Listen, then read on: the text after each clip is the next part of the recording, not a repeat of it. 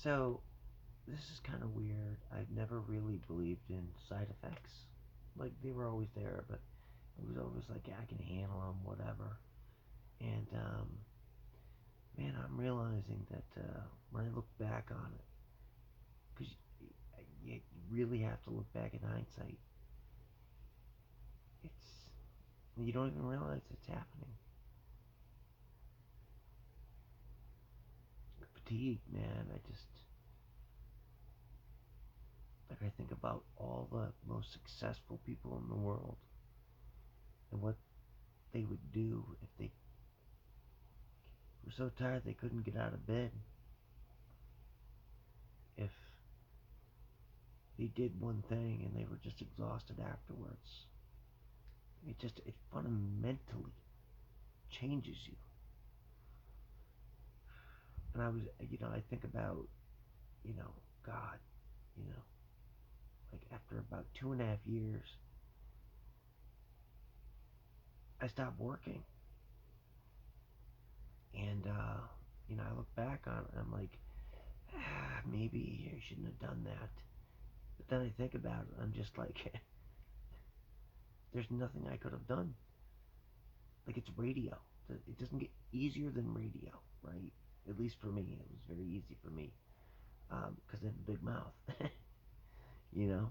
But there was also the responsibility of scheduling logs and promotions, production, and I'm such I I am a stickler when it comes to doing things right, and I just knew that I had to make a choice between what I love to do and my family. And it's not even sad because it's like I would make the same choice a million out of a million times, you know. But just the thought of having to work all day and then come home and then run the kids, back and forth to wherever and go to their games and go to their plays and go whatever. I wanted to do that, you know. And there's also the thought of like I couldn't do that to Colleen. Like, I'm just gonna work and then I'm just gonna go home and go to sleep. Nah, I couldn't do that. I didn't want to do that. But now it's like it's funny because they don't remember the radio dad. They don't remember this guy, you know. So I was. So I wanted to continue to be, and I was not able to do that,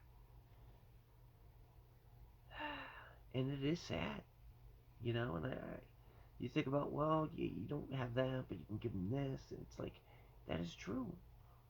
Like, wisdom, uh, just a different perspective, valuable perspective, but you know,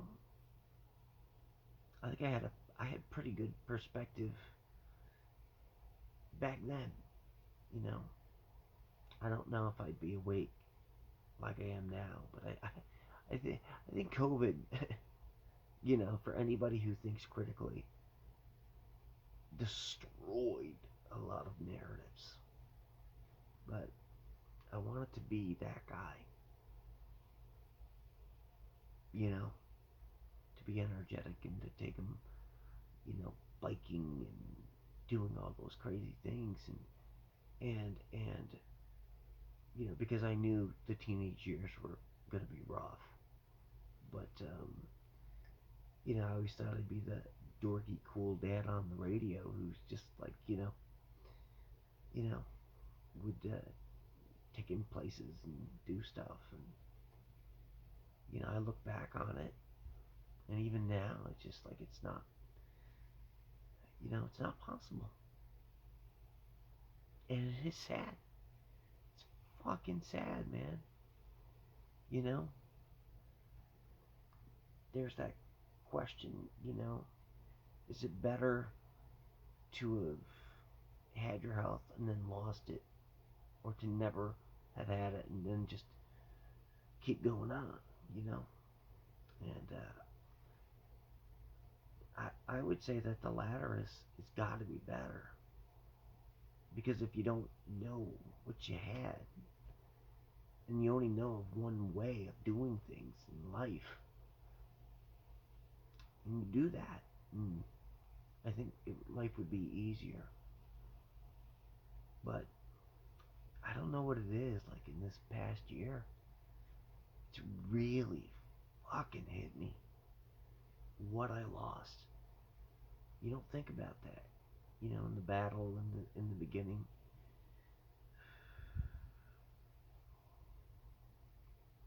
And it's okay. I get, you know, you know that that's happened. It, I don't know what comes after acknowledging it. You know, maybe the whole, you know, acceptance. You know, what's the next stage? Whatever it is. But man, I just I just picture other people getting what I have, and you know, these are, you know, self motivation people, people who are, you know, who are high energy people, and I have no doubt that they would tackle it in a positive way. But after a while, you know, I think, you know, the logical step, if I still wanted to work and stuff, would be to, you know, to talk about it, and you know, maybe write a book. And I was thinking about that, but the reality is I don't want to do that because I don't have the energy. Number one, and number two, I don't see that as better. I just want to be with my family. Isn't that weird? That's all I want. And I feel like I'm failing at that.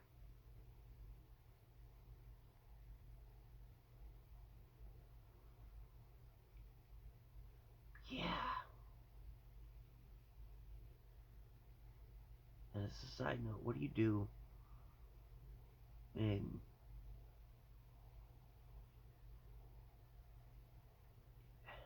what do you do when the person that you were hoping would step up is falling apart? What do you do? What do you do when that happens? I gotta find a way to do things better. Because all it is ego that prevents me. But and you think, well, maybe you're being nice and trying to help. Maybe that's just weakness. Because I feel that, boy. I feel that pull. Just to drop the hammer. But I don't know if that would be helpful. I honestly don't know. And if it's not, then I don't want to. Like, I'm at the point now where I just want peace, right? And I'll get it. I'll figure something out, or I'll have a heart attack and die. It's just funny because it might be true, you know. On a closing note, I'm just scrolling through Facebook, and I see someone complaining about their anxiety. They're relatively young, healthy, Apparently, their doctor made him cry. Maybe said some things they didn't want to hear. You have anxiety. Get in fucking line. Does not anybody have anxiety? Not have anxiety. That's a normal, natural part of life. So, and then you're gonna complain about anxiety to me. I'm just like, you know, and I know in my head that just because I have it worse, it doesn't, it, in no way, excuse me, it in no way makes their situation less stressful. But, I mean, have a little perspective, right? I have anxiety. If you do, and you do, um, just think about all the good things in your life, and you will quickly find that there are a lot of things in your life right now that are going pretty good. Number one, if you have your health, like I say that, and I don't think people really appreciate that. And I look back, and I almost wish I could say I didn't appreciate my health, but I did. I appreciated it a lot, which makes it maybe more difficult to handle it once you lose it. That's a good question, huh? Like if I didn't appreciate it, I just did things. Would I be more aware of it? No, I don't think so. I've always I've always appreciated it. I've always recognized it. I've always been thankful for it. Um, and then people are they're so willing to give it away, you know, with these jabs and stuff.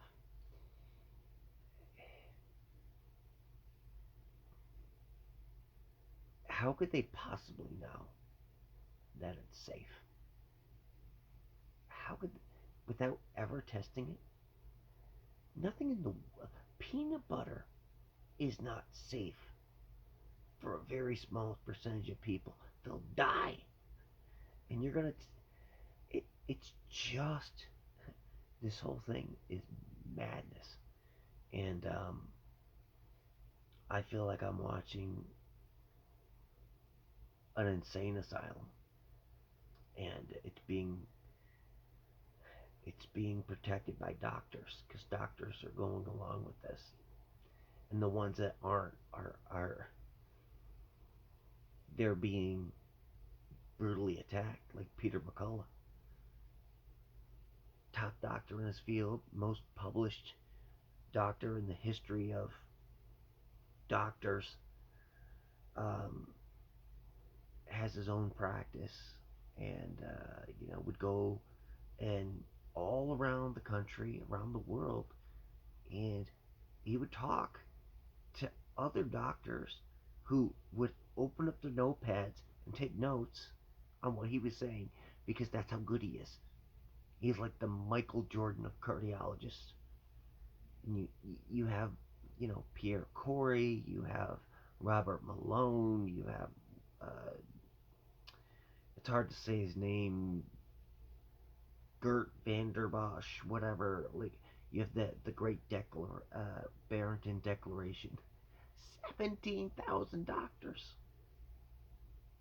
and uh, I'll close on this. In 20 years from now, this will be revealed as the biggest mass psyop in history. And unfortunately, the damage in terms of physicality is still going to be going on. Just look at the excess deaths in vaccinated countries. Where is it? Just, or if you don't believe, you know, whatever you believe in, you know, because we can't remain divided. They want that. And when I say they, I mean the elites. I mean the people, part of the World Economic Forum, people like that. Those are the people who, they're evil. There is evil in the world. And the way to recognize and fight it is not to be divided. Whether you're Republican, Democrat, black, white, it's all about, and I'm going to give you the answer to everything. You ready? And then you can use this answer and you can go back and it will give you the answer to anything, any topic, any subject. Ready? It's all about, you know what I'm going to say? The money. Follow the money.